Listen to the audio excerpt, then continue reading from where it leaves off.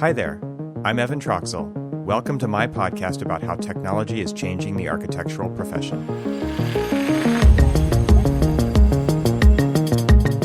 Welcome back to the Troxel Podcast. My name is Evan Troxel, and in this episode of the podcast, I welcome back Anthony Frausto-Robledo from Architosh.com. And the reason Anthony's back on the show is because the day that this episode comes out, Tuesday, November 10th, is also the day of Apple's latest presentation to the public entitled One More Thing. And I couldn't think of anybody better than Anthony to have on the show to talk about what we think Apple will present and also potentially release as far as hardware and software goes today, November 10th, 2020. Anthony is a senior associate at Boston-based firm Morehouse McDonald Architects, and he is also the editor-in-chief at Architosh.com. So we cover a lot of ground in this episode. It's a little bit longer than a usual episode, but it's also a bit more fun. A lot of insight thrown around on this one because we've both been Apple and Mac users for such a long time. And Anthony has a lot of insight because of the editorial that he does over at Architosh. So there's links to everything that we talk about in the show notes for this episode. So if you want to find out more about anything that we're talking about, please go to trxl.co/podcast, or those links should also show up in the show notes for this episode in your favorite podcast player. So without any further ado, here's my conversation with Anthony Frausto-Robledo.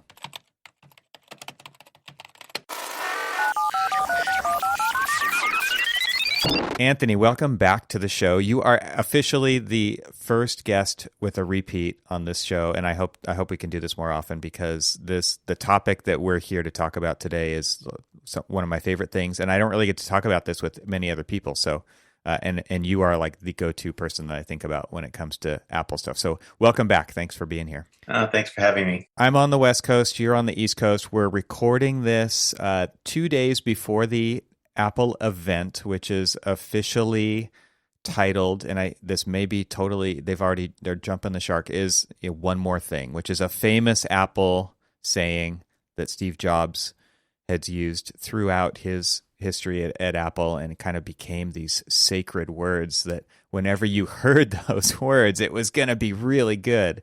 So it's going to be fun having this conversation, kind of pontificating about what's right around the corner here. Yeah, no, I completely agree. And you're right. Those words, when Steve said them, something big was coming. Yeah, and there's a huge history kind of behind that. I actually went back and looked to see what some of the things that they announced when using the term One More Thing. And just so everybody knows, that's the official little phrase that came out on the invitation to, I got an email that said, join us on the morning of November 10th, and the title of the event is One More Thing, which typically was always just kind of this thing that got said at the end of a presentation when you thought the presentation was already over. And then he would say, he'd pull another rabbit out of his hat and say, oh, there's one more thing. And that one more thing was typically kind of an incredible thing. Exactly. Yeah, that's interesting. So what were some of the, going back, because that's, I'm trying to remember I was at the original iPhone launch. I'm not sure if you used it there. I'm curious what you found.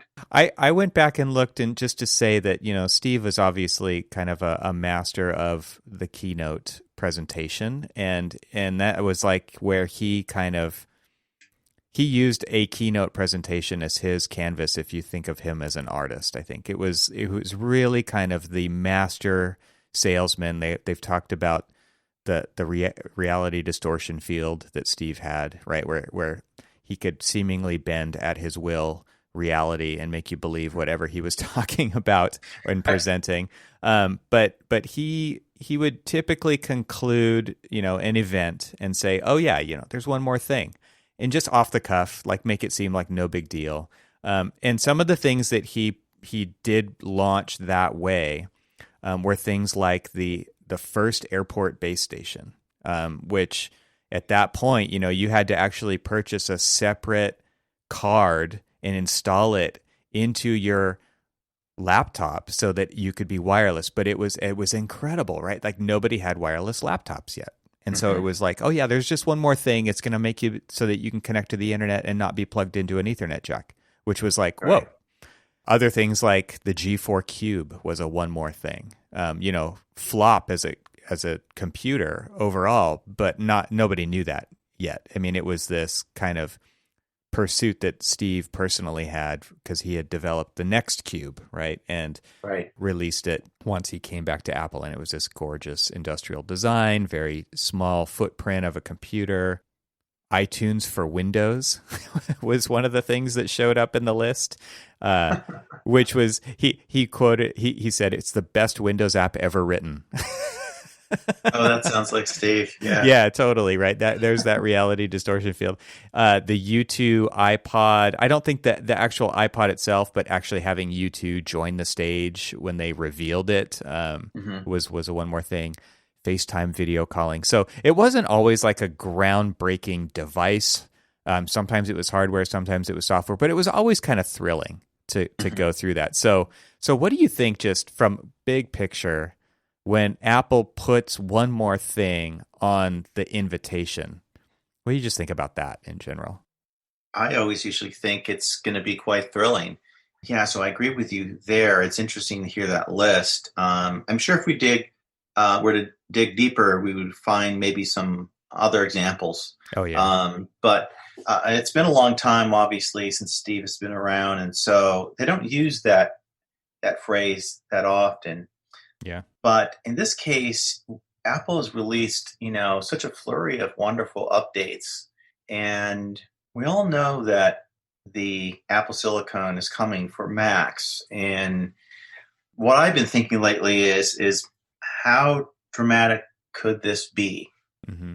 Because the rumor mill or the writing that's leading up to this event is suggesting that they're not necessarily going to do anything dramatic with form factors for some of these laptops that they're going to introduce Apple Silicon in, which is kind of shocking on some level that they wouldn't. But I think if we go back and think about when they went from PowerPC to Intel, I don't recall if there was a dramatic change in form factor for the introduction of that chip change as well. Yeah, I actually wanted to talk about some of the previous transitions because I've personally been through the two that happened previously. My first Mac that I bought myself in college in architecture school was a PowerPC. It was a Power Mac 7100. Mm-hmm. And I remember buying software with the sticker on the box that said, updated for PowerPC. Mm-hmm. And I remember, when they switched away from the Motorola chips and went with IBM to kind of come up with this whole new PowerPC line of chips and why they did that. Obviously, even the PowerPC to Intel transition, I think it's interesting to think about the position that Apple was in at both of those times, and really not in a position that they are in today of being able to kind of call the shots. They weren't in a position of power when it came to their, how those transitions went. I think it was more of a survival technique back in those times. They might think of it similarly to that today, but I think it's more about control now, right? Like Apple has definitely shown that they always want to be in control of the hardware and the software and everything that they possibly can get their hands on because they design the entire experience. Right. I definitely agree with the transition to Intel as being a case where they were maybe not in the strongest position they could be in. There were rumors of next generation PowerPC chips that never came to fruition. That's right. And we wrote about that a lot at the time at Architosh, and we actually had a very good connection to someone at Motorola. So we knew about the Mythical 11 chip. And in fact, I was even sent a blueprint of that chip design, which I was too afraid to publish because I thought, well, if I publish that, they'll come after me big time. And I didn't want to risk it. So I thought I could publish it later when it's safer to publish it. I've actually never published it, but if I recall correctly, that processor was active in the Boston metro market somewhere being tested. And I had a friend who knew a friend whose company had one. And they were saying it was incredibly fast and it would blow away anything that Intel had at the time, but it was running very hot. And of course, the mythical 11 chip just never materialized. And, it wasn't much longer that we ended up moving to Intel. Apple moved to Intel. And I think that was a good move because what it did, and this is a similar thing with this transition, is it opened up a whole world of opportunity for applications. Yeah, that's a great story, man. I can't believe you've never published that. That would be fascinating to see, I'm sure, for a lot of people.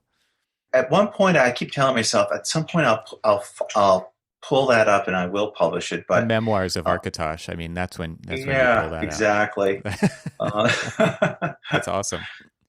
I was actually working at Apple during the transition to Intel, and I had used my employee discount to purchase like a dual processor G5 tower, the first cheese grater, as they're called. And that computer that I had actually had quite a few problems throughout its short life, because what happened was the logic board just kept going bad. And at one point, the geniuses were like, man, I don't, and for those who don't know, the geniuses is an actual title of a role in the Apple Store, sure, at the Genius Bar. And they were like, man, like, I'm sorry, like, we've had your computer for weeks and weeks and weeks now. Like, that doesn't normally happen. We're not sure what's going on. And like shortly after I purchased this computer, they actually did start to roll out the Intel machines. And at one point, they finally just said, okay, we've got to send this computer back to headquarters or wherever they were shipping them to actually get something swapped out. And they shipped me back a quad-core Xeon instead. Wow. And I was thrilled. I just went from a dual processor G5, and that was probably 2.5 gigahertz. And like you said, there was these rumored like higher powered, 3 gigahertz machines that just never came out. There was also like the G5 PowerBook was rumored forever. And I think it was probably a similar issue with heat that, the enclosure just couldn't handle it. And so when they shipped me back, obviously the desktop computers were another story. And when they shipped me back a quad Xeon, that machine just smoked the previous computer that it replaced. And that was a huge move for them. And I don't think that people really understood it when they made the announcement. But once we started seeing what the applications could do and how Apple was taking the same internals that you could find in other, Wintel brands and make smoking fast computers out of it, it was like, okay, I get it now. It was really worth kind of the painful transition that the developers ultimately had to go through to switch their software over. Right. Yeah, that's interesting. That's a good story. And actually, you jogged my memory. When I was talking about the mythical 11 chip, that was actually a Motorola chip. The Motorola chip, yeah. And I realize now, just thinking about it, that Apple kind of did a transition within their architecture where they were heavily more favored to get processors from Motorola. And at that point where they couldn't move to the next level, I believe is when they went to IBM in the G5. Right. And that was a big step change. Yeah. But that was huge. Like you, I had the first, I went to the very first transition as an Apple user, and that was with the PowerPC 7100. I had that machine as well. And I think on some level, I'm hoping that this transition will be similar to that one in the sense that there's a clear step change in performance. Because that was when the PowerPC came out, there was a noticeable performance advantage from the previous Macs, as well as it really put the heat on the competition. Yeah. And I'm hoping that that's what happens this time. I don't think they would do it if that isn't exactly what's going to happen. I honestly think that the only reason that they're doing this now is because they have something that is going to seriously blow people away. Because if they couldn't do it, they would just wait. There's nothing technically wrong with the place and the position that they're in now with the Intel chips, with the new Mac Pro, for instance. I mean, it's up to 28 cores. I mean, it is pretty incredible. But we've been seeing the writing on the wall for several years now where certain computers were not getting updated because Intel was dropping the ball. And I feel like now it's just because, and I think I want to shift gears a little bit here and talk about iPhone and iPad because that's how we got where we're going to go. Right. And so I don't want to jump right to the predictions quite yet, but this little history lesson here and kind of seeing how they've done it before, I think is super interesting. And again, I don't think that they're going to announce anything that doesn't completely blow the competition out of the water. Because they could honestly, they could just wait and do that right. So I think that now is the right time for them to do that. Right. It's interesting to me to even look at just the recent earnings call and how the Mac had its biggest quarter ever right before they're making this transition, which is pretty incredible. I would have thought a lot more people would be waiting. And I think the super nerds like us are to buy a new Mac, but I think, obviously COVID and stuff probably played a big part in that. But it's really interesting to see right now that the Mac is actually stronger than it's ever been. Yeah, I saw that too. And I think it's like they made $9 billion. Yeah. Like they didn't beat the previous quarter. I'm not talking like timeline previous quarter, but the previous largest quarter ever for Macs. They beat it by a lot. It was like 7 billion or 7.5 or something. Wow. They beat it by over $1 billion. Yeah, that's incredible. And I'm sure a lot of that is COVID driven. The computer makers have been doing really well because of COVID. The need to transition to work from home has meant all kinds of computers need to be purchased to have the utility to work from home. Yeah, I agree. I think it probably even more than that is that you can't, like at home, typically people have shared computers over time, and now you just can't. Everyone's got to have their own because of online classes and work. And I've got 5 Macs in rotation here because of, the work my wife's doing.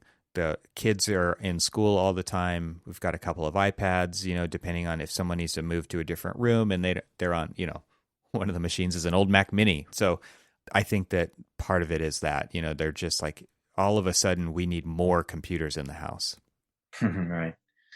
That's interesting. Yeah. It's also interesting too, is that this period on Intel outlasted the period on PowerPC, which is also kind of, it's amazing how time flies.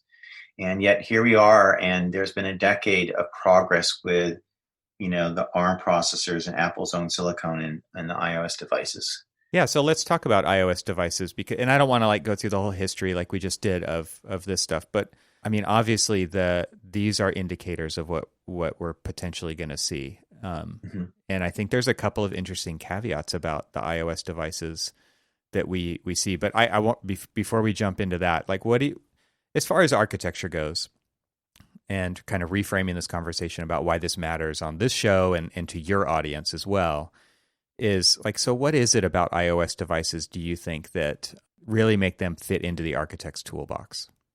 Well, let's start with the iPad. So I think the iPads have had an immediate usefulness in the construction market. And you see them everywhere on construction sites. And that's been the case for a long, long time now.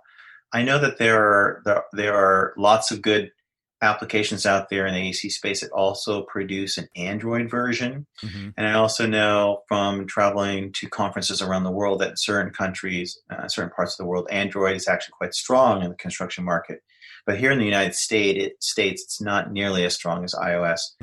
And one of the things that I noticed in the literature when the latest iPhones came out with the A14 Bionic chip is they were talking about how much more powerful their processors are now compared to their rivals.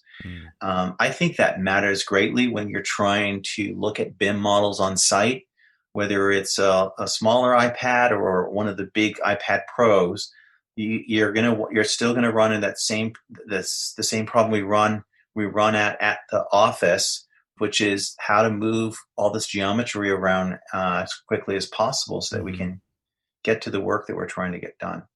Yeah, and it's interesting to think about the applications that people are using on iPad.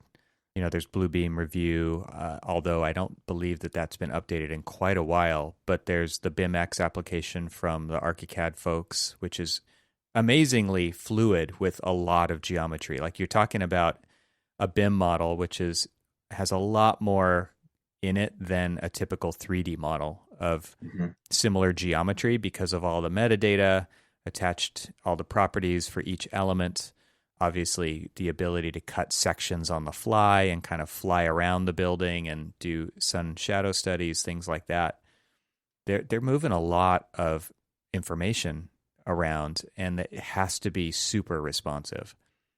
Yeah, I agree. And with the Graphisoft product that you just mentioned, BIMX, when they showed their latest version of that, they introduced the capacity to stream the geometry data to in that device. So you're able to open up even the largest of big buildings, and they have a much more robust capacity now to bring in your level of detail can go up dramatically when you have the ability to have that kind of firepower in a mobile device. Yeah, absolutely. Part of the issue with all of this too is that in the transition is that the core technology behind 3D geometry and applications has to be modernized to deal with multi-cores. And we're hearing a lot about that lately. That came up with the Revit open letter. We all know that the tools in the AEC space for architects are highly single-threaded, but so are a lot of the core technology behind them, like Parasolid. Parasolid is the dominant modeling kernel out there, and it's not entirely single-threaded. It's actually multi-threaded, but if you talk to developers, they'll tell you that it's not as multi-threaded as they would like it to be. So recently, I spoke to them and to ask them about that, and they were saying that they're working on this very vigorously. And they will never be able to take their geometry kernels entirely multi-threaded because there's certain calculations that just have to work in series, in sequence. But they're doing everything they can. And one of the things that we led to in that conversation with the Parasolid folks was, well, what about Parasolid on iOS, and what about Parasolid in preparation for Mac OS on the ARM architecture? And thankfully, there's been developers in the CAD space have already pushed for having that particular geometry kernel on iOS, because if it wasn't there, we might be waiting longer for some key applications in the AEC space to arrive on the new Macs that are coming. But it's already there and powering some notable CAD tools on iOS like Shaper 3D. So one of the things that I asked them was, how long did it take you to port Parasolid to the iOS platform? And they said it was about 9 months, 6 to 9 months, closer to 9. And part of the reason why it took them so long wasn't actually the code work to get it over to that operating system, but the infrastructure change to test it, because these companies, when they're testing, whether you're going into a company like AMD and looking at how they test their graphics cards, basically around the clock, or you're talking about a geometry kernel like Parasolid, they're doing tests every day to the order of like 90,000 tests in 24-hour period. In fact, they do 4 million tests. Parasolid does 4 million tests a day. And that is just an enormous amount of testing. And a lot of the tests are built into testing suites that they've developed themselves. But there's a tremendous amount that are actual smaller application-specific tests. And so they just have tons of equipment, like hundreds and hundreds of machines in these large rooms. And they monitor these tests and they get them to be automated, and they just run them around the clock. And then they have their own software tools to spit out results and check for when there's errors and then trace down those errors. So where I'm going with this is that it took them 6 to 9 months to move the geometry kernel to iOS, but a big part of it was getting set up to actually test something like an iPhone or an iPad when they're used to having, workstation and desktop machines in their environment. So it was a different kind of, imagine a room with all kinds of PCs in it, and then imagine trying to adapt that room for, hundreds of iPads, all running different suites of tests. So that was an infrastructure change that they said they don't have to make this time when they're moving to basically supporting ARM in Mac OS, because the form factor is going to be going back to desktops. I mean, it is desktops now. That's what Macs are. Right. They either sit on your desk as a mobile, or they're your iMac or something. Right. So that's good, and that means that they could be ready now, and we may see something in 2 days that actually has the Parasolid modeling kernel behind it. Nice. Yeah, I that is a big deal, like you're talking about, just because that investment that these companies have to make to do a change like this can be enormous. I could imagine for some companies that have strictly been developing for the desktop for so long, like you were saying, the workstation level stuff, it's going to be a huge investment for them to switch over. And I think that we've seen that in the past, right? When these other transitions have happened, where the larger companies were a little bit slower to get there unless Apple had been working with them for quite a long time in advance so that they could show it off at the keynote. But I kind of think we probably want to save a little bit of this episode to guess at what some of those things they might be showing off at the keynote software-wise could be. I think that could be kind of fun.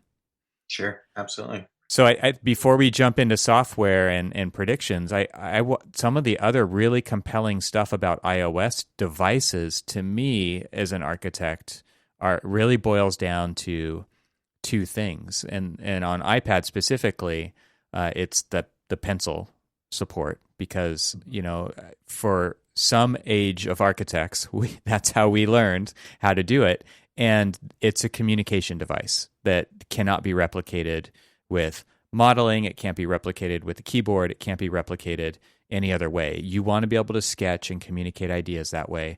It really is the first in class way to do it, because I've used some of the Microsoft Surface devices and it is just not the same. It's interesting. You've seen that difference. I've talked to people at Autodesk who like the Microsoft Surface products and have tried iOS, and they see them as similar, but that's interesting to hear your point of view. I think it comes back to like that ProMotion display. It comes back to the 120 frames per second, the 120 hertz that it's capturing at, where it's just like it is right under the stylus the whole time without any lag or pause or anything like that. That's to me what makes the actual difference. Right. It gives you that complete illusion that it's actually you're drawing with a real pencil. Right. I think the pencil is important, and it's the main input device for Shaper 3D's product, which is a serious CAD tool. While they see it as a serious professional modeling tool that will become more of a CAD tool as it moves forward. And recently, when I spoke to them in the summer about it, I asked them the question: Do you think that Apple can do more with the pencil? And they said no. And they thought that it was for what their users were using it for in their application, that it was sort of, crossing all the boxes. And I was surprised to hear that. And it's been a while since I touched an application on an iPad and worked with a pencil. I have explored it. I was, like you said, I mean, this is, as an architect, we're used to sketching and drawing, and that's how we learn. And that's how we think through issues. And, so I instantly jumped into the iPad with the pencil when it first came out. Right. And I actually love it for doing illustration work, because there's some beautiful drawing tools and that allow you to do kind of watercolor-like work. And you can really use it as a presentation creation device now, and create stunning artwork for architecture. And there's a whole range of drawing apps out there that can do that. It will be interesting to see, as these tools now that are written for iOS, that are drawing tools that work with the stylus, will those developers try to bring them over to the new Macs? From when I'm talking to developers, to go from iOS to an iOS situation to the Mac OS situation with the ARM-based chips in them, Mm-hmm. or Apple Silicon. It's really almost like a push of a button. There's work to be done, but it's incredibly simple for a lot of products. So I think one of the things that we're gonna really enjoy about what they're gonna show us on Tuesday is that we're gonna see a lot of interesting apps. And I guess the question is, will the pencil have some role? For Yeah. example, there's that little touch device that you can get as an extra for your Macs, if you like it for your iPad, for example, not for your Right. iPad, your iMac. And if you want to do touch input, you can use that accessory. Um, and I'm curious what will happen to um, with just the trackpad on mobiles and the touch bar, if we will see any kinds of improvements there as well. And that I don't know if I'm just curious to see what might happen there. What are your thoughts? Well, I want to save that because I have similar questions as well. I mean, Sure. we've seen the things that Microsoft's come out with, like the Surface Studio, Hmm. where it's like a convertible kind of large screen. It's a 28-inch flat panel that can be a monitor, but you can also pull it down like a drafting board. And I kind of wonder if we have something like that in store for us, Apple enthusiasts, in the future as well. Hmm.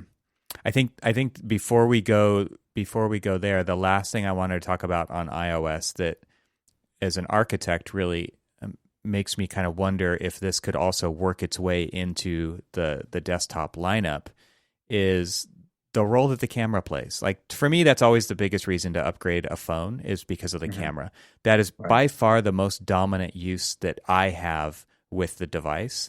That occupies so much of our time every day already. That is by far the biggest one. And it's not just that you're using it to capture, but that you're also using it to share. And the Hmm. reason I started out with like that, the Apple Pencil, is it's actually one of the biggest reasons keeping me from upgrading this year. Is I still really want Apple Pencil support on the iPhone, because I do have an iPad Pro and I do communicate through sketching as an architect. I would love to be able to do that on a smaller device that's in my pocket all the time.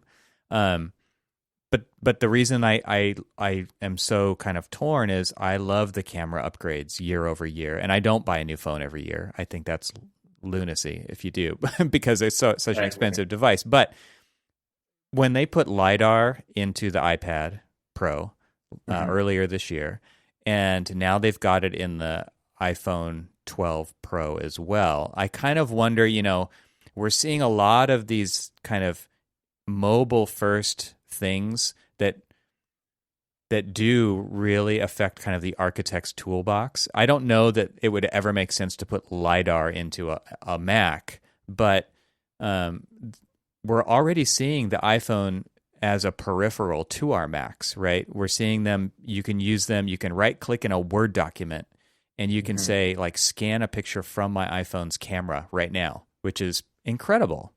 We're seeing the airdrop and the handoff, and we're seeing lots of interaction. I don't really know what other things they could do there, but if they're all running the same underlying hardware, there might be things going on that we can't even imagine that they could do. And I immediately start thinking about, what could they do with LiDAR?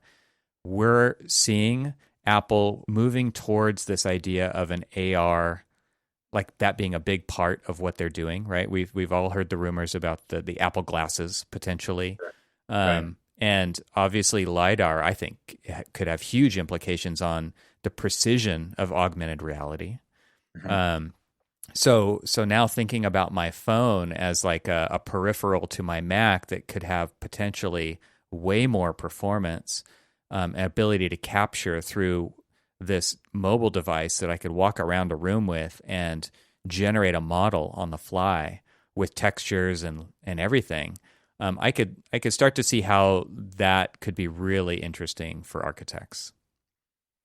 No, I agree as well with that, and that's a really great observation.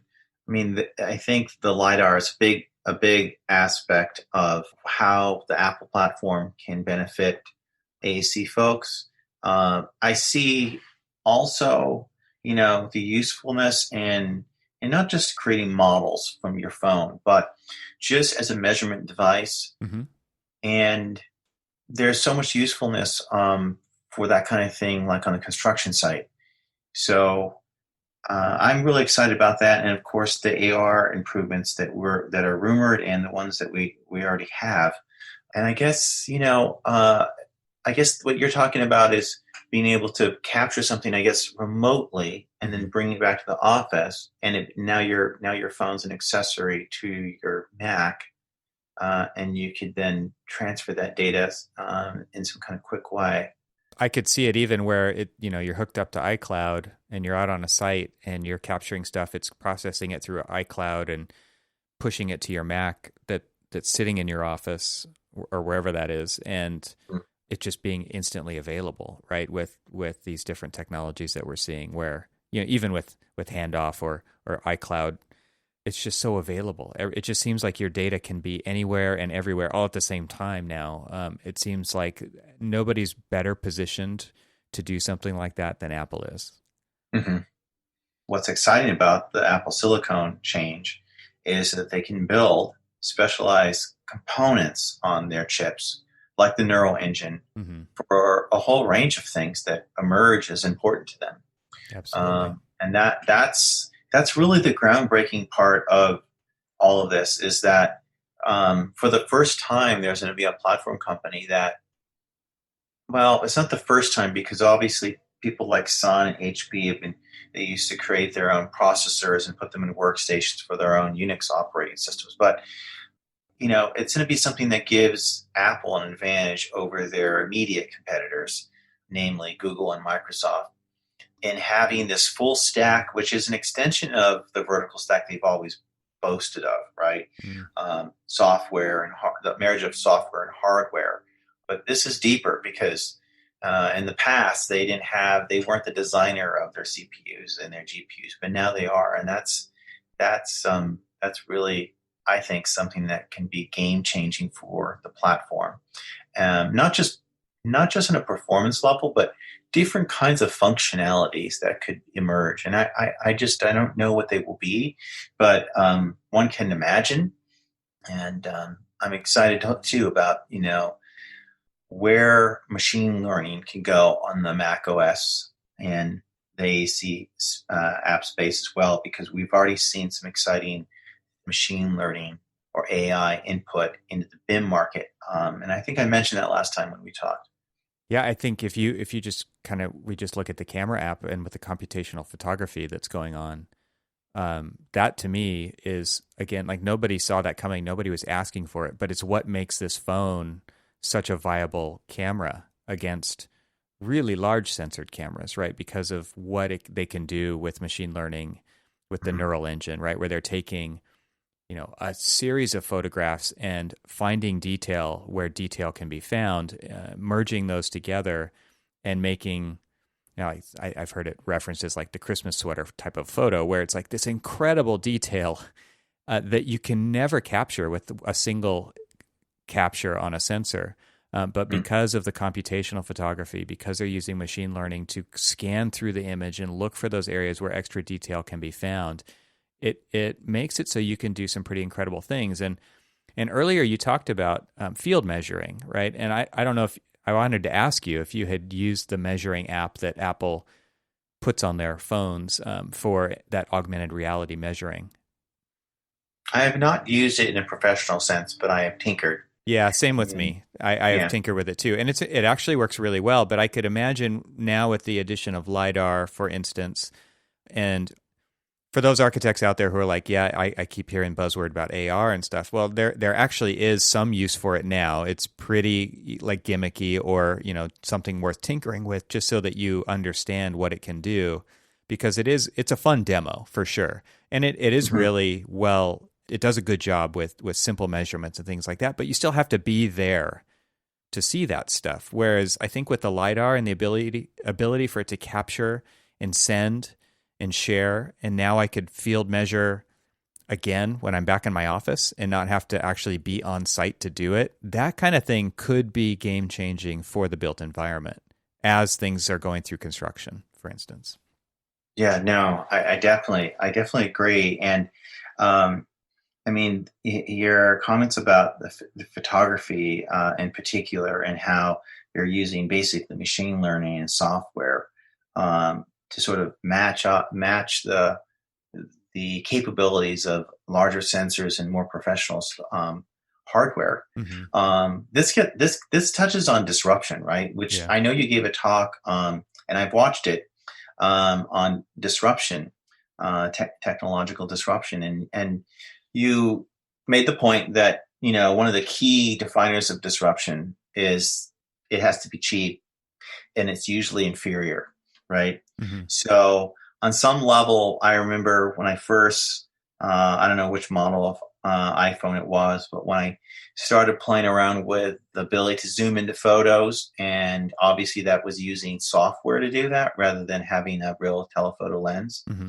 I thought, well, this is completely inferior to what would happen if I had a real lens doing this work.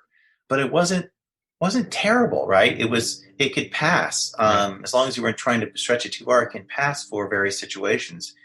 Now we're seeing machine learning take a pass at this kind of work and do a phenomenal job at tightening up and getting things incredibly crisp, and it's just really remarkable what can be done now. And so Apple's achieving things with less costly technology and I think that's one of the key disruption points of what they're doing.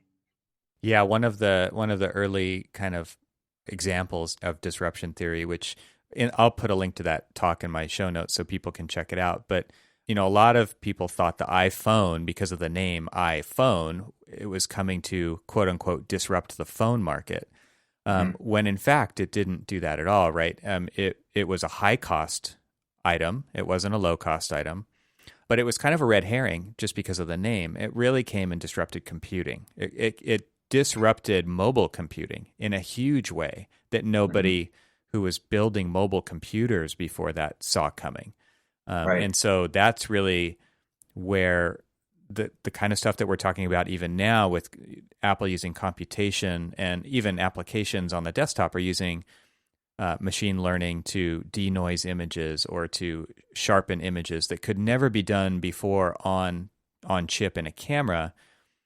That's where nobody sees that stuff coming, and it's basically free, right? You can update your phone every year and get the best version of that, and maybe it does it even faster, and you don't have to wait as long. But it's the same sensor as before. It's all being done through software now, and like you're saying, Apple's doing that with additional chips that they're including on Apple Silicon to be able to do that.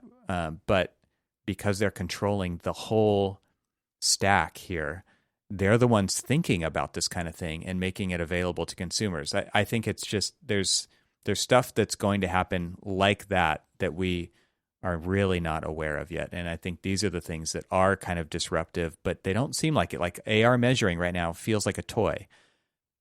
But you better learn how it works now, because when it's serious, like you want to be someone who understands how it works, and you want to be really good at it so that are positioned as an expert when that happens. Yeah, no, and that was another aspect of whole disruption theory. Clayton Christensen's theory and definition of disruption is that these things are often referred to as toys because they don't do as well as the real professional products, but they're encroaching on them, and they have a steeper improvement curve. And they don't have the same audience, right? Like they're aimed at a different audience, and they add features over time, which slowly chips away at that audience that is the existing incumbent's audience. Mm-hmm. Mm-hmm. Exactly. Well, think about drones. The drones is another, thing. When they first emerged, it wasn't clear what these were really for. Were they toys for teenage boys to tinker around with, or, it wasn't clear that they were for certain types of certain sectors of the market. And look at them now. They have found their place in all kinds of industrial sectors. And now you can be a qualified pilot for a drone, and it's like a real profession. And it's just remarkable how quickly that whole evolution of drone technology happened. I was teaching a class at our local university, architecture program, and it was on emerging technology. And by the end of the class, one of my students had gotten his drone pilot's license because Right. we had done a lecture on it, and he was so enamored with it. I don't know if he had already had exposure to drones or not, but he realized that he could set up a business basically overnight to be able to fly in airspace that most people couldn't by having his license, and offer that as a service to architects. And in my job, what I was thinking the whole time was, I'm just going to basically expose these students to all of the different aspects that technology is enabling in AEC. Because I think when we went to school, you were going to become an architect, and you were either going to have a design role or a technical role or a management role. And nowadays, that is not the case at all. There are many, many, many roles that people could fulfill, and you don't have to be an architect to work on amazing projects. And I think it is seriously changing our profession. And technologies like drones are a big piece of that, because they are enabling a point of view that we never had before, for people to look at our buildings, for people to experience our buildings, for ways for goods and services to be delivered to those buildings. It could be that, drones are going to get a lot bigger, and they're going to start carrying people around. And now who cares that your front entry is on the ground level anymore? It doesn't need to be, potentially, right? This could change architecture, I guess, is what I'm saying. So it's really kind of fascinating to see these things start out as, and now you can buy drones on Amazon for $20, right? Because they do have the toy level stuff, but they are serious business as well. Yeah, it's a technology that's really scaled from toy to serious industrial production. And, it's like a lot of emerging tools, it's something that is giving the AEC industry increasing flexibility in production, which is the larger thing that I think is happening within the AEC industry in terms of technical disruption. But back to disruption and the Apple silicone, I mean, isn't it something that these processors, when they were, originally the ARM processors, when they were originally developed a long time ago, they were targeting low watt applications, and mobile phones was one of them, and that was one of several. It became the dominant one, I think. And I remember reading a time years ago, this is probably like 15 years ago, even pre-iPhone, when everyone had their fancy Blackberries and stuff like that. But the discussion was, what was going to happen to processors in these mobile devices as times went on. And they've only gotten more powerful and at a faster rate than desktop processors and server processors. And it's like the curves on the diagram you showed in your talk on disruption. If you're just on a steeper incline, you're going to eventually surpass someone at some point. Right. And I think basically on Tuesday we're going to see that intersection point. I totally agree. Yeah, and if you think about the constraints that iOS chip designers have had until now, there's two big ones that I can think of. And that is, number one, they've almost entirely been for battery-powered devices, right? I think the only exception there is really like Apple TV and the latest developer unit, right, that they've just shipped in the Mac Mini enclosure for developers to kind of start making this transition with their applications. So, I mean, those to me really don't count, right? They've always been developed for iPads and iPhones, and sometimes the iPad comes out with the more powerful chip first, sometimes the iPhone comes out with the more powerful chip first. And what we're seeing in performance is their single core performance right now is like the fastest that Apple makes, even compared to every other Mac that they make. So heat has been another big constraint, and they've simply been able to defy physics, it seems, with the speeds that we're talking about and not having any active cooling in these enclosures. So to me, those two constraints are gone. They're talking about putting these in Macs now. So imagine what could be done, because I'm sure they talk about battery every single day in the design studio when they're talking about this stuff. And now somebody's going in after 10 plus years and saying, well, you're going to be able to plug this thing in and you're going to be able to add fans. That's why I think your statement about we're going to see this inflection point is it's going to be incredible, because those aren't constraints for this new type of computer that we're talking about. Yeah, no, and I've been thinking about this a lot.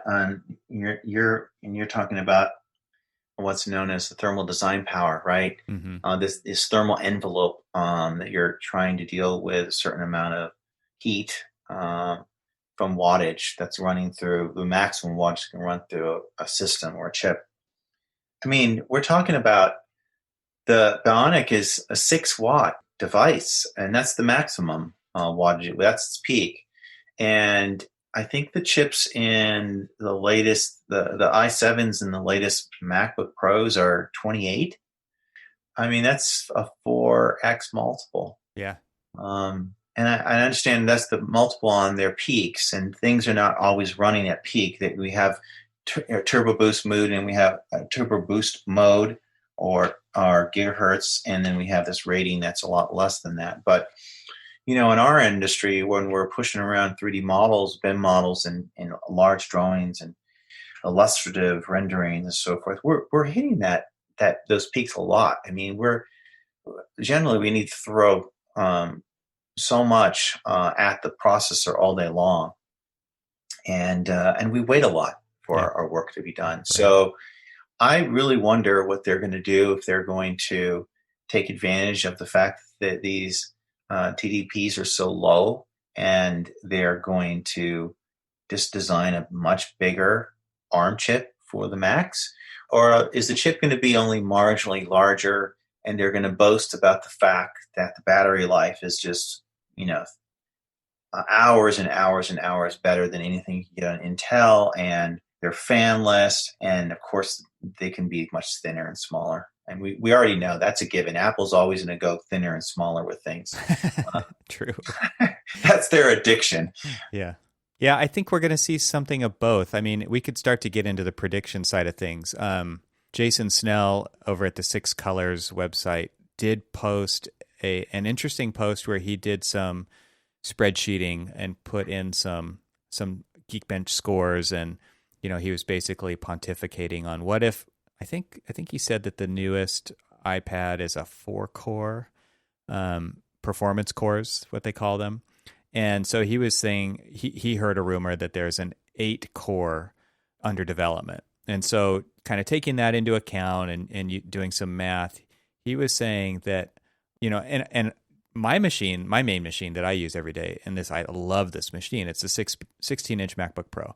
I think it's the best Mac that I've ever used. And basically, if they take this kind of 8 performance core system and put it up, it'll blow my 16-inch MacBook out of the water, and basically be somewhere between the fastest iMac Pro and the top of the line Mac Pro, which is 28 core Xeon, right? So I don't think that that's going to be a fanless machine, and it's obviously going to have a power supply. I think they're designing desktop-based Macs and portables. I think the portables, like you said, are going to be super thin and super light and not have fans and be incredible. But I also think we're going to see stuff that sits on the desk that is going to be jaw-dropping.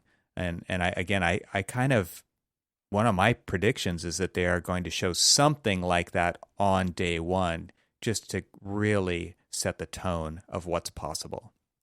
I definitely agree too. It would follow the pattern that Apple's taken in the past, and I think they need to show very clearly to the market why they've made this transition. Some people have speculated, it saves them money, and this is all about money. But that would be a bad move if that was the case. For users, would be very upset because no one likes transitions. It affects our software and our workflows. So I think what they need to, they're doing this for other reasons. Mm-hmm. And I think they have a huge opportunity to grow their Mac market share, as you and I know. So there's where the money comes in, not from squeezing the lemon harder, but from just growing their market base. And I think this is an opportunity for them to do that.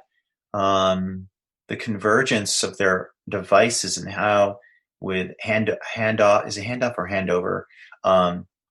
You can move a workflow from one device to the next device and onward. Right. I don't know if you saw the latest presentation where they talked about the HomePod Mini, right? Yeah. I was very much in awe about that device in that presentation when they were using it as a kind of home intercom system, and or just being able to sort of tell Siri on your phone in the bathroom that you want to listen to certain music, and then it would go all the way to the car with Apple Play. Mm.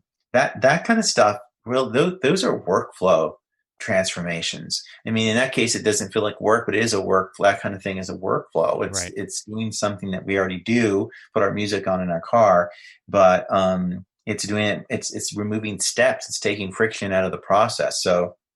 And that is absolutely because of the integration of the hardware and the software, and kind of exactly. It's kind of understanding of, it has some kind of spatial awareness as well, kind of layered in there, right? So it knows where you are, and these kind of the U series chips that they've got, where now if you're using AirDrop on your phone and you want to send something to your partner, and it points an arrow at that person, like, so you know where they are. It's interesting, kind of this awareness that these devices are gaining. Yeah, they're basically setting up a little personal Apple network that belongs to you. And Right. So if you're near someone, you can AirDrop them stuff. Now your devices can talk to other devices, and now one of the devices can be the center of your home and automate all kinds of other devices. Mm-hmm. There's just so much that you can imagine that can be done with this. So I think that is one of their big advantages. But I think raw computing power has to be up their sleeve as well. I just don't know to what extent they will take it, because they're going to have to strike a balance between wanting to boast of the biggest hours that they can put on a new MacBook in terms of how long it can run without a recharge. They're going to want to boast about how thin and small it can be. And they're going to want to boast about how much faster something like Photoshop is. And all three of those things need to be balanced out. And it's going to be very interesting to see kind of where they strike that balance. Do you think that there's going to have to be, because I've seen rumors about them kind of replacing what used to be just known as the MacBook, right? It's the thinnest, lightest 12-inch MacBook portable that was always kind of underpowered. You could see them using that as kind of an easy target for same enclosure, super light, ultra thin portable. Now it can do this, right? Which blows away anything it's been able to do before. Or do you see them going with a new industrial design language to really set these machines apart? I see them definitely trying to establish a step change between MacBooks and iPads. But I think that processing power may overlap.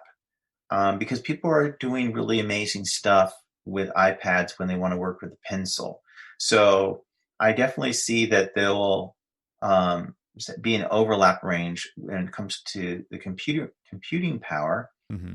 The smallest MacBook is the MacBook Air, right? And that's it is now, the current model that's rumored to get one of these new chips.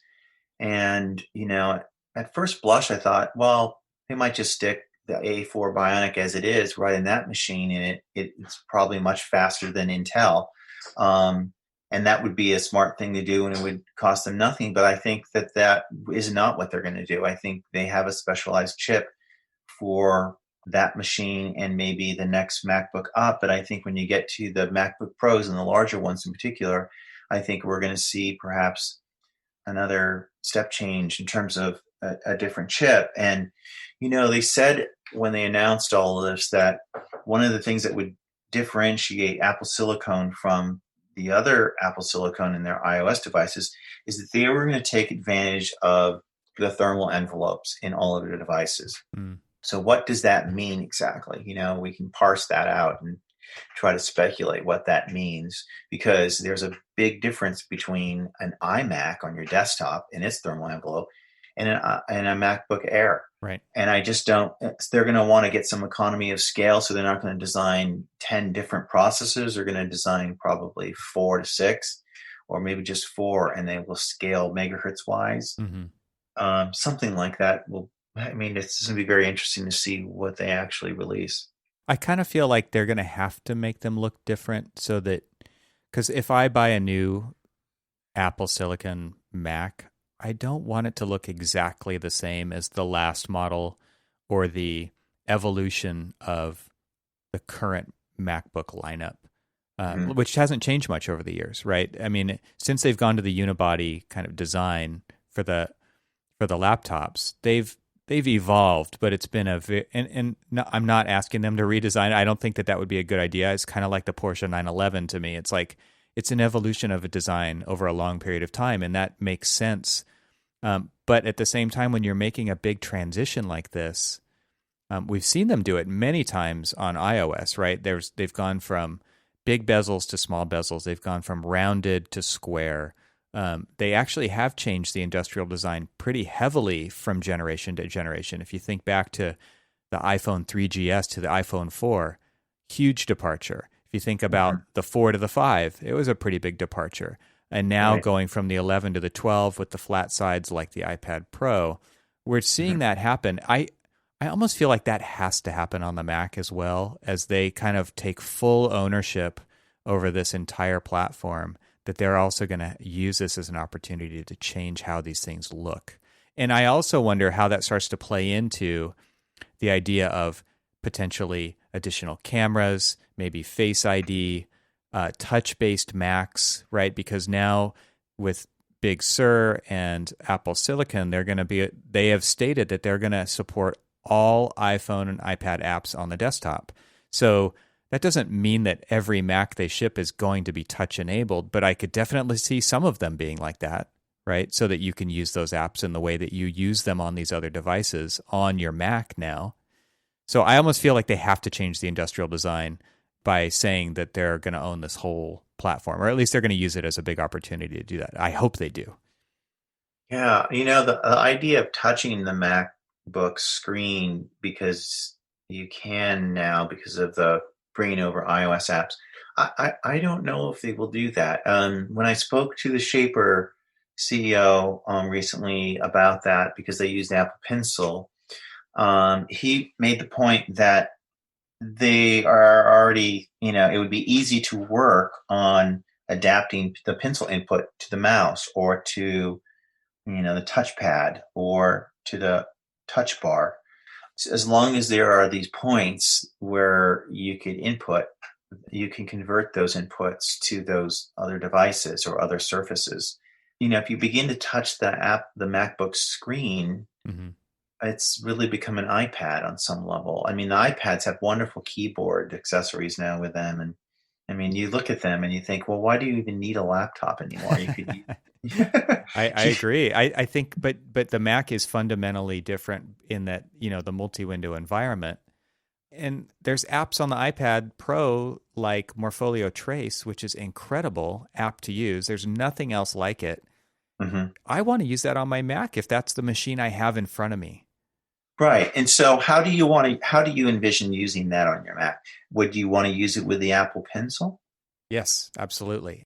Yeah, I would too. So then maybe Apple's going to surprise us with some kind of large touch interface surface, like a Wacom tablet kind of thing, where we can use the pencil and there rather than actually on the screen. Because a lot of it is about ergonomics and posture. Like where we are with our Macs our bodies tend to be in a different position than where we are with iPads and iPhones. Absolutely.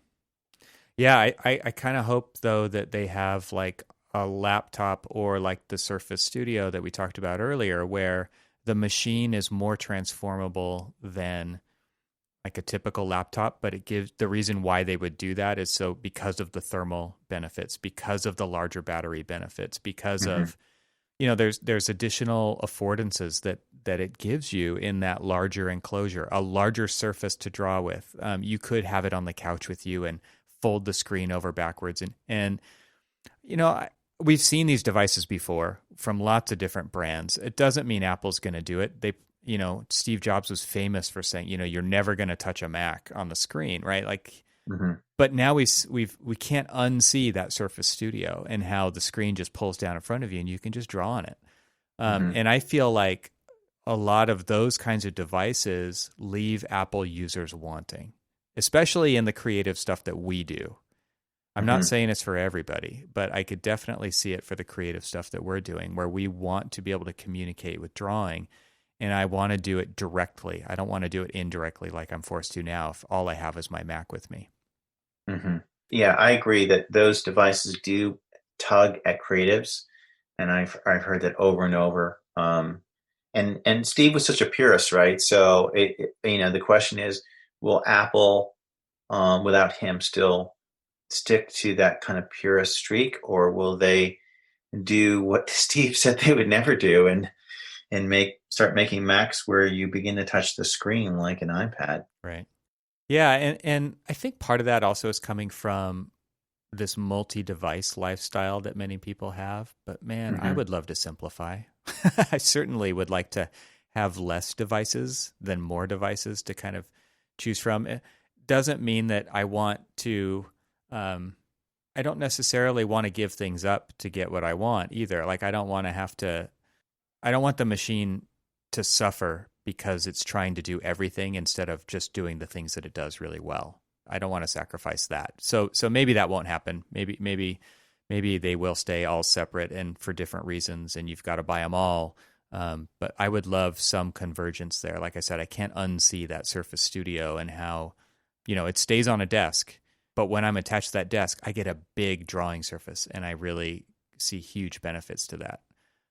The other thing that I think Apple has kind of proven on the iOS side of things is that these things can, like you were talking about, create their own networks with cellular and be connected, whereas they've never done that on the laptop or the desktop. And so I also see this as an opportunity to start putting cellular into these devices because they do so well with power management, right? I think that's always been something that's kind of, maybe that's why they've never done it with Intel, is that it just doesn't work well enough with the battery to be connected to a network via cellular all the time. I don't know what's holding it back, but that's always been kind of another reason why you have to have multiple devices instead of one to do it all. But I would love to see cellular connection in at least their ultra portable laptops.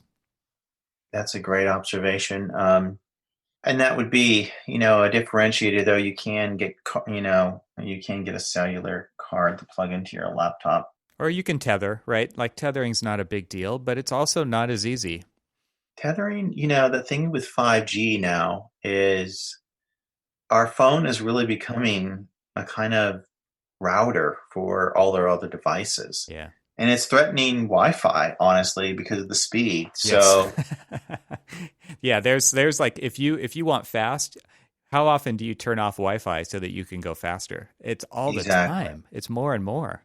And unless you're going to pay more through the nose prices to your cable provider, or right. In some of these towns you just have one provider and you don't even have competition. It's awful. But so 5G is a major blessing to the market. I know there's a lot of people who think the technology is damaging to us, but it's gonna put some pricing pressure back into the system a little bit, and it's also gonna make it possible. It's going to make it real possible for us to develop these speedy little personal networks, which is useful on the job site if you think about it, because there's a range of industrial devices that are showing up on the job sites now, from little robots that do certain things to drones, of course, have been there for a while. And so I don't think it will be too much longer before engineers and architects have their own little toys, maybe other than a drone, to do things with. And you're right. The phone, the iPhone 12 and LiDAR in these phones is giving us the ability to do things that we've dreamed about doing for a long time.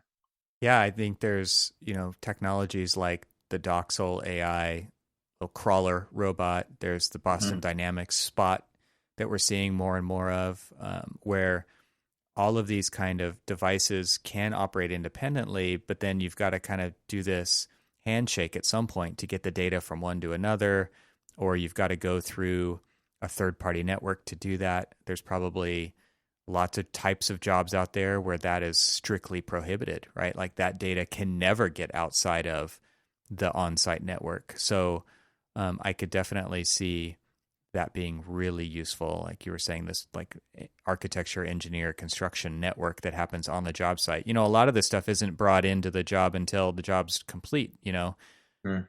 different types of services that are, like networking and internet and things like that. So they're forced to set up their own. I could definitely see that being a boon to especially remote construction, right? Mm-hmm.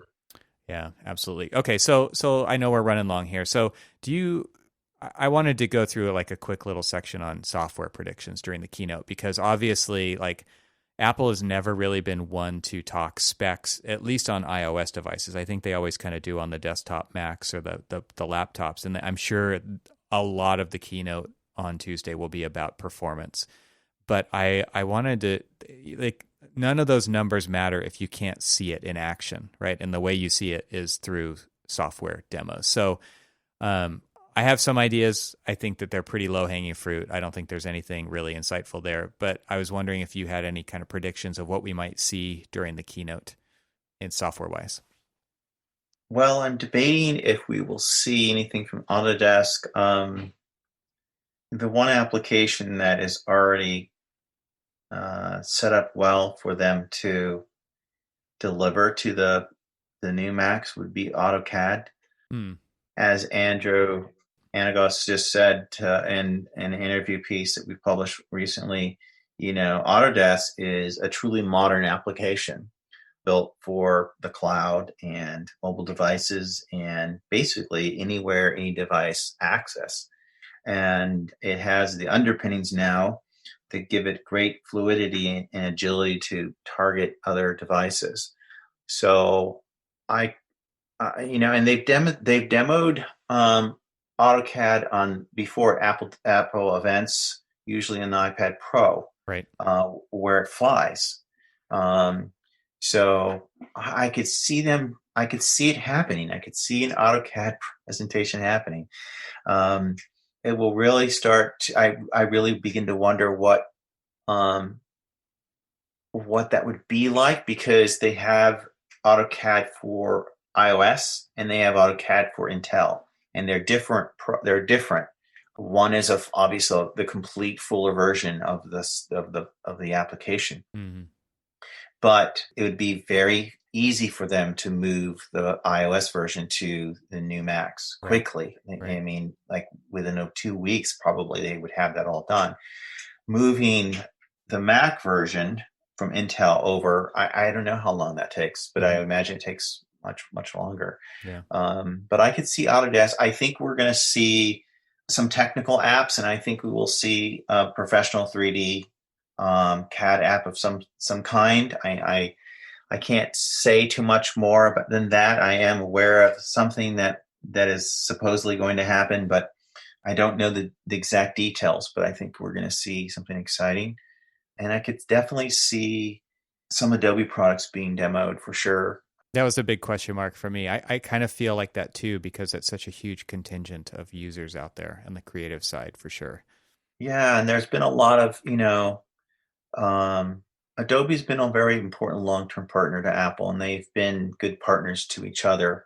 So I could see that happening. And, the Neural Engine can do such amazing things, and there's so much opportunity in the world of photography. We've all become very interested in photography and picture taking now because we have these phones, and because they have such amazing ability. So photography and pro apps around photography are very important, and I could see definitely some kind of app or a few apps demoed from that company. If we're going to see games, I think we can assume, safely assume that we're going to see some really cool games demoed. And that's a big market, right? Because remember, for years and years, you had to be on the PC. If you wanted to be taken seriously as a gamer, you had to own a PC.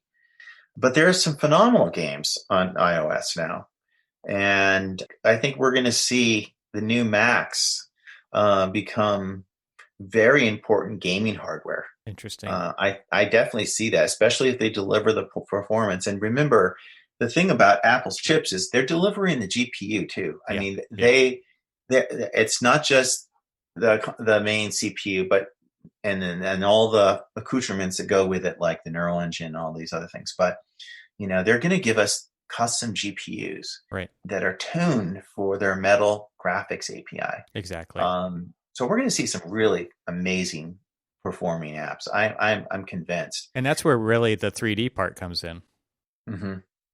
And like you, I will be missing it live. I will have to be waiting all day in these meetings, thinking, "What am I missing?" and only to see it later when I return home.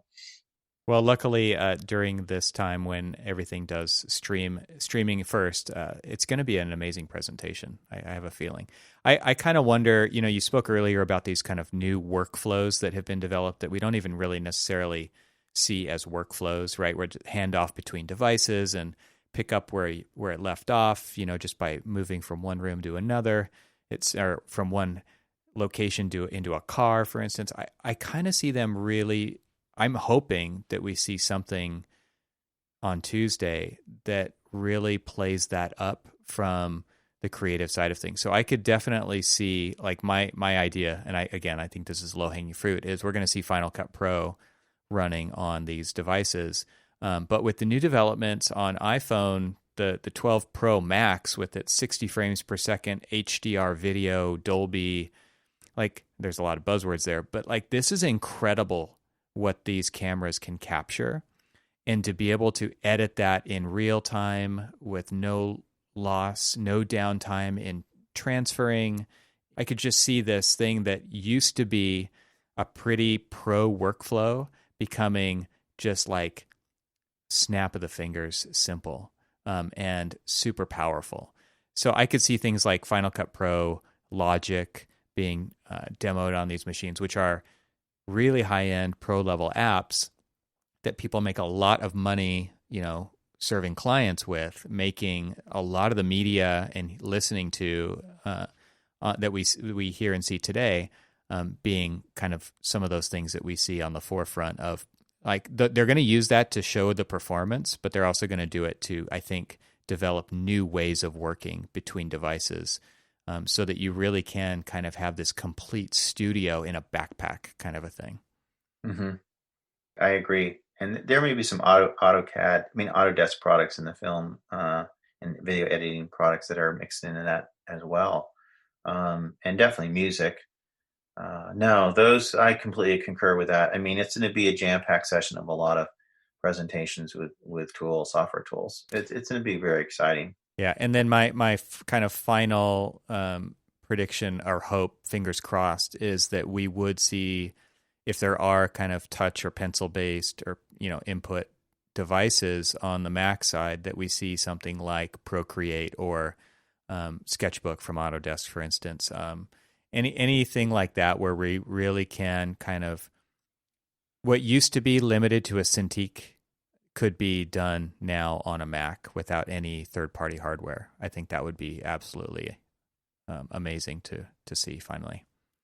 Yeah, and I'll just add one final hope that I have is that their Rosetta 2 software, that these machines are so much more powerful that conversion process just runs almost like invisibly. You just don't notice the difference between running Intel software on these machines that hasn't been converted yet, but is being translated in a Rosetta 2.0 background process. That it's just seamless. That's my hope, because I think it will really give people a lot of confidence to just go out and buy these machines and not worry too much about the software they own. Absolutely. Versus the software they're going to want to buy. Yeah, I didn't really think about that, but you are absolutely right that they're going to have to dedicate a chunk of time to that alone, because that is what's going to convince people to buy the machines immediately. Yes, exactly. Yeah.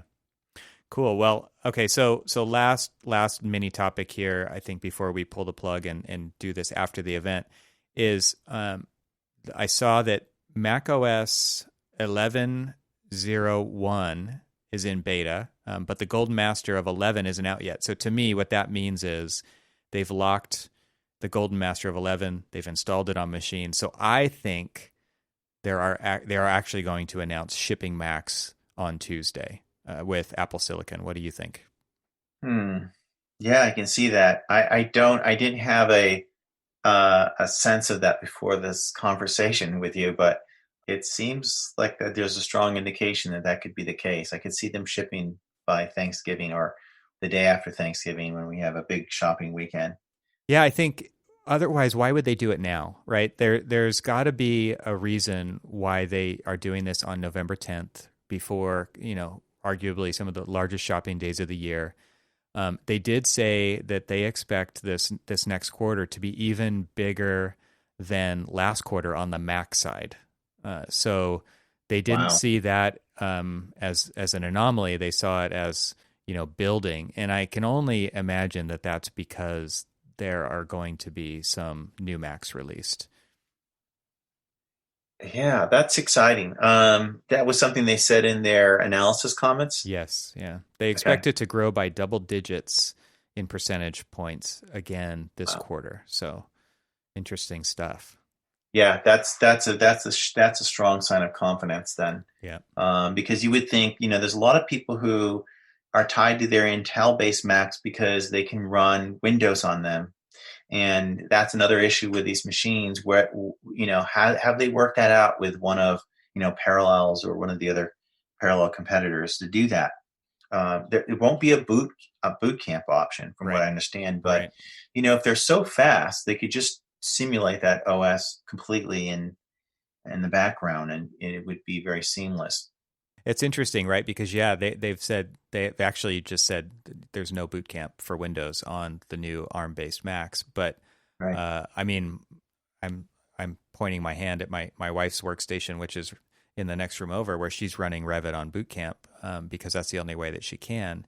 And so, for the time being, at least, unless there is this kind of co-development or this Parallels or VMware is working on something on that side of things, then we're not going to be upgrading her system, and that would be a shame. But yeah, interesting stuff. Well, it's a really interesting catch-22 that you mentioned in Revit because I asked Anagos about Revit and in regard to these machines, and he said they are definitely not ruling out pushing Revit to the Mac, but they're not ruling in that it will happen either. But if these machines are, look at what they're planning to do with the new Mac Pro. They're planning to, according to Bloomberg, develop a new version of the Mac Pro that looks more or less like the one we have out there, but smaller because of these new chips. Right. And such a large enclosure allows them to put a lot of, power in there. I mean, they can really go nuts. And if that's the case, that machine could run. Can you imagine running Revit faster under Parallels than native? Native. It's crazy to think about, but it could happen. The other thing is, if it was running that fast, you would be sure to know that Autodesk would be working very hard to run a native version. I would hope so. It is sad to say that 22 years into Revit development, whatever it is, 18-ish years since Autodesk has purchased it, that we've never seen that happen. If it happens now, it's both exciting and sad, right? That it took this long for that to happen, but also, Revit still does have quite a few years ahead of it. So hopefully that does happen. But at the same time, I can't imagine it would make up a huge segment of their market just because so many people have moved, or they just gave up and they either moved to Windows or they are using another product. Mm-hmm. Well, I think we have exhausted this. I'm really excited for Tuesday, and I'm really happy that you took the time today to kind of go through this. I think it was a great conversation. So thanks for doing that. Oh, you're welcome. Yeah, we definitely killed it on time here. Spent a lot of time. Well, I there's so much to talk about. Like I said, I don't have too many people I can talk to this about. You were at the top of the list. So let's watch the event on Tuesday and get back together, and let's talk about what really happened and how we think it's going to affect the profession that we love. That sounds great. All right. Okay. Well, thanks again, and have a good evening. Thanks, Anthony. All right. Bye-bye.